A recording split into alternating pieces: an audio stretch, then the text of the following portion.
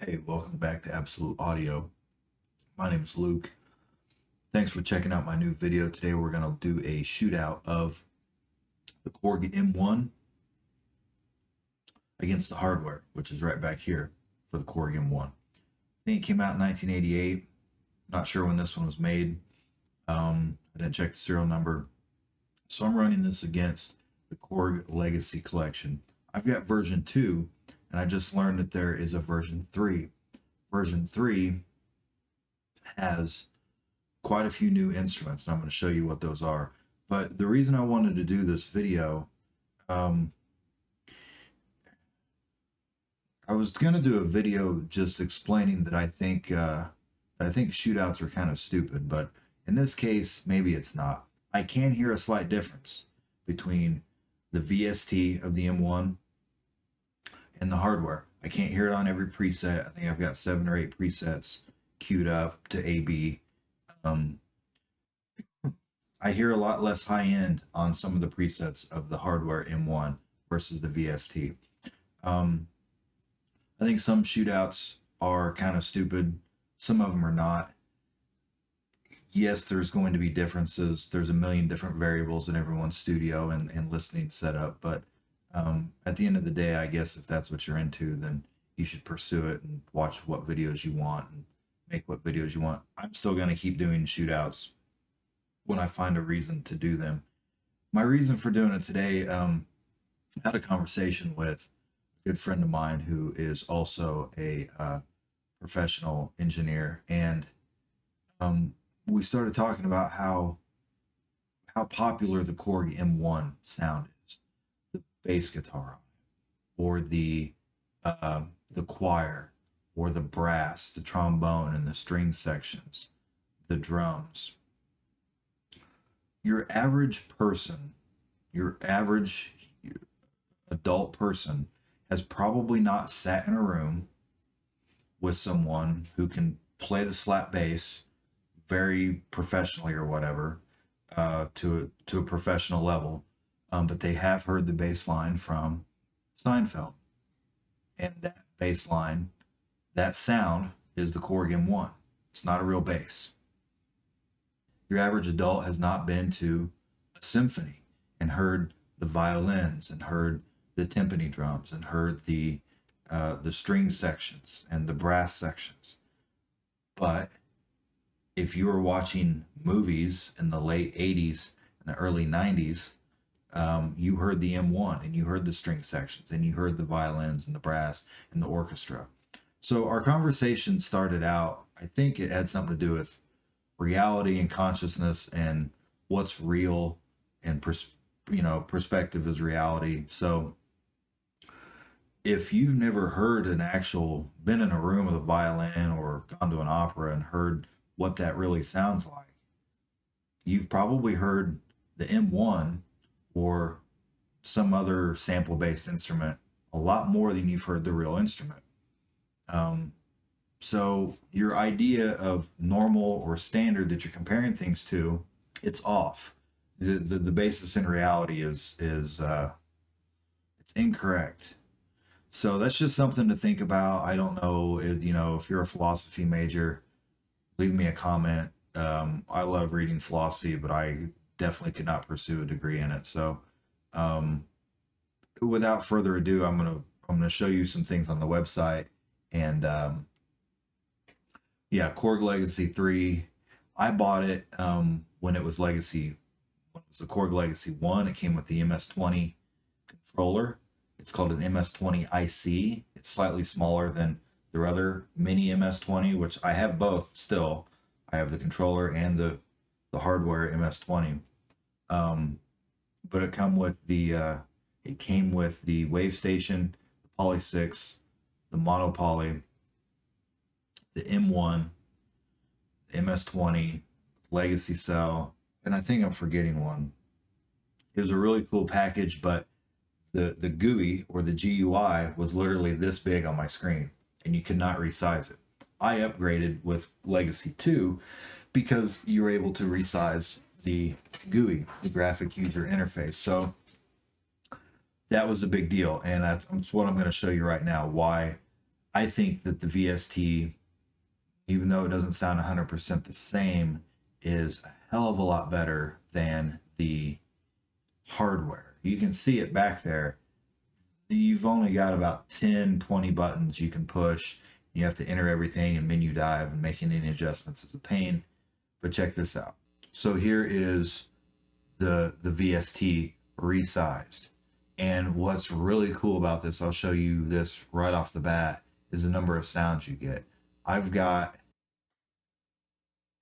I've got everything loaded up with the we're just doing the factory presets here. So you've got 100 factory presets, or 99 rather. Here are the cards. So I've got 21 cards plus the Korg Legacy set, and then 4 user banks that I can program. So there's 22 cards, and then here's 11 more, the T1 cards.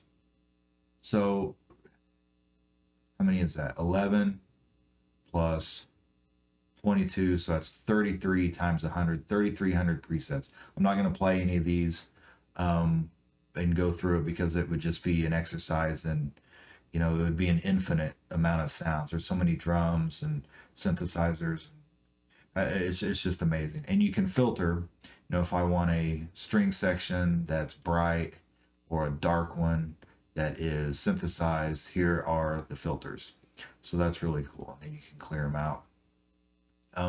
It's really easy to navigate all these sounds and edit them once you've got them pulled up. So these cards themselves, like this card right here, I think on eBay they would go for $50 to $100 a piece, and here's all 33 of them or whatever. So just an infinite amount of sounds that you're not going to get anywhere else for that kind of money.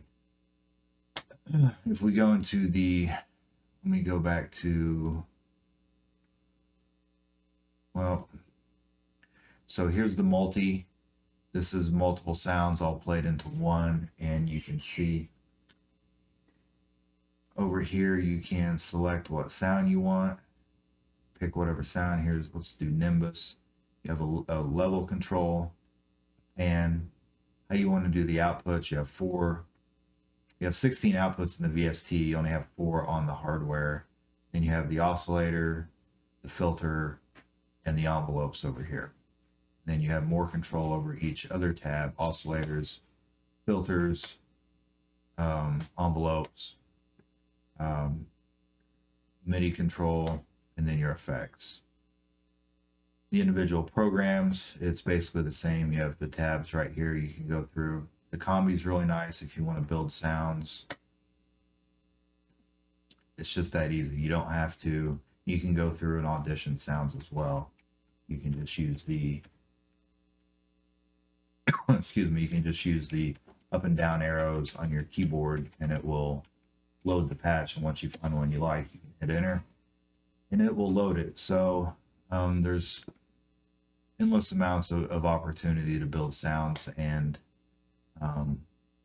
experiment with stuff here. It does have a very distinct sound. It's not, every time I talk about a synthesizer, I say that it's my favorite, and it's going to be that way with most of them. The M1 is my favorite because it does things that the DX7 cannot. The DX7 is my favorite because it does things the ESQ1 cannot. ESQ1 is my favorite because it does things that the next one cannot. So they're all really good at individual things. So if you get something out of this video, hit the like button, hit the subscribe button. It's a new channel. Hopefully this video, the audio is cleaned up and a little bit better than the last couple that I did. I did one for the SQ80V from Arturia and the DX7V from Arturia, because I have that in hardware as well. I did some shootouts, just kind of explaining which one I think is the best. So, excuse me. I'm also going to do one for the Poly 800 that's up here on the very top. There's one from Full Bucket that I'm going to do a review of. So hit the ring the bell notifications, so when I get that one done, you can check it out as well if you're into vintage synthesizers. Oh yeah, I was going to show the website. The collection 3 is, I think it's 11 instruments now.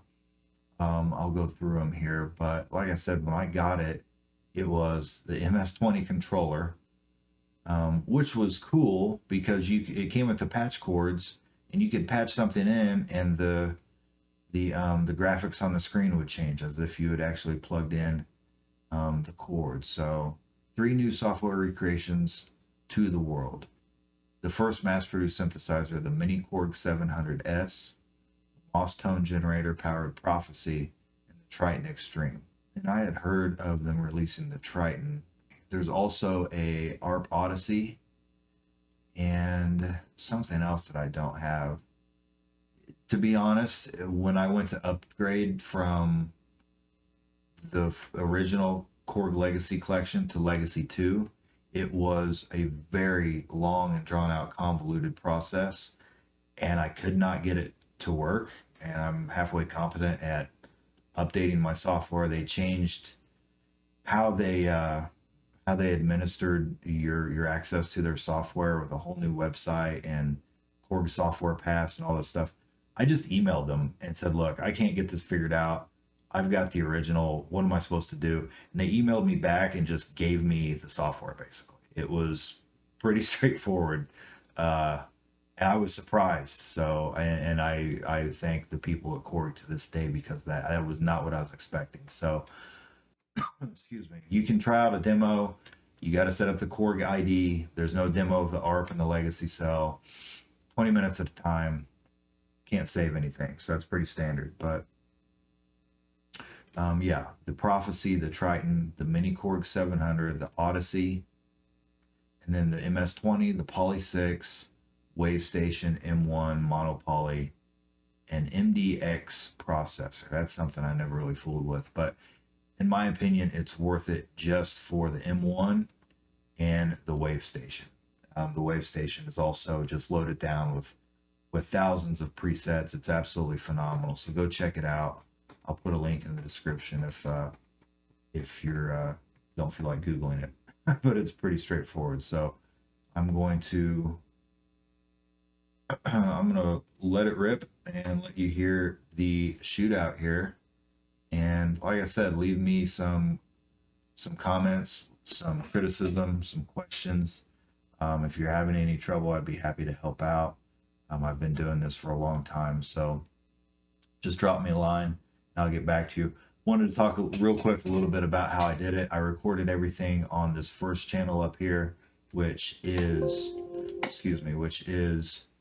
muted. That's just a MIDI channel, and outputted that's where I had the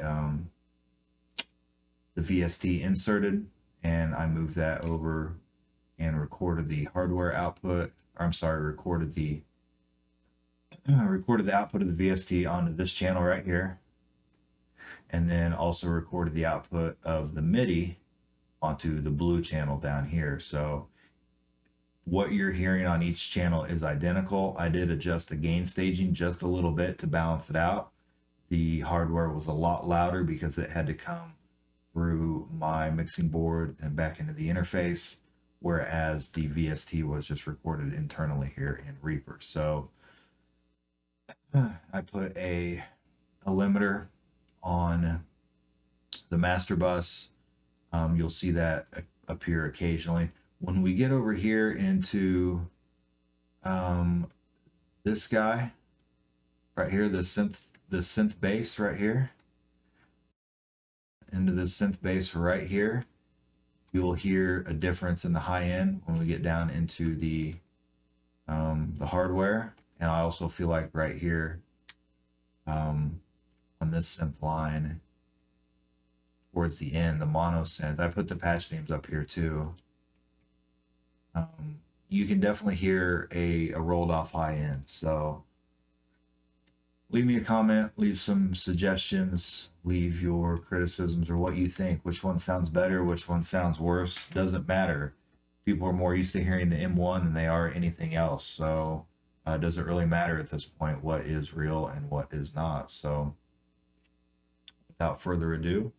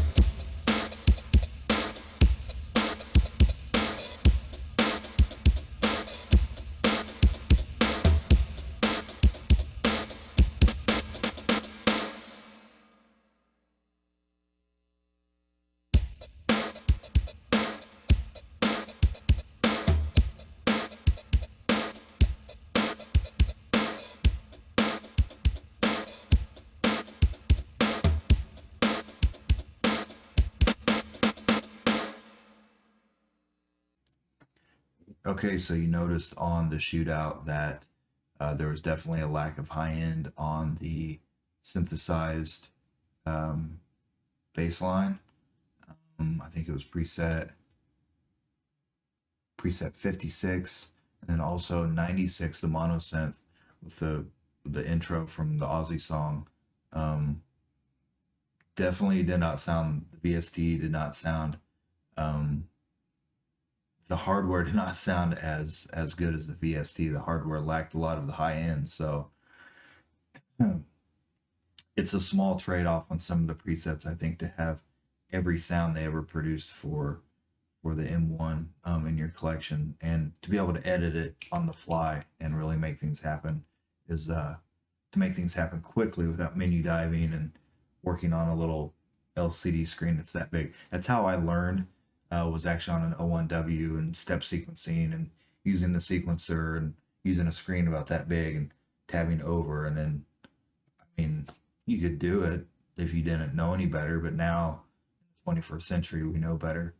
So it's come a long way, and I think the sound is in a mix. No one's going to be able to tell if you're actually at the opera or listening to an M1.